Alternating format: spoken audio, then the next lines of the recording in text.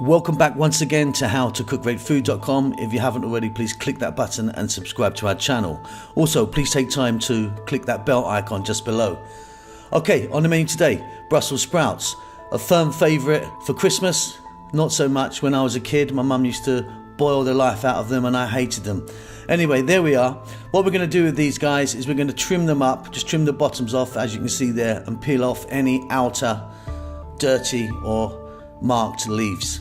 Then we simply go to the cooker, we get some water, add some salt, and then drop our sprouts in the water. We're going to bring that to the boil and let them cook, for me, for about 3 minutes. I like a little bite still on them. So, drain them off,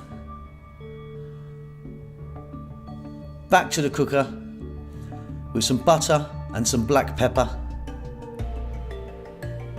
And then we're just going to toss our Brussels sprouts in that peppered butter just for like 2 or 3 minutes. Give them a nice little glaze. And they're ready to serve and ready to eat. Hope you enjoy that. Don't forget to subscribe to our channel and we will see you soon. Lots of love.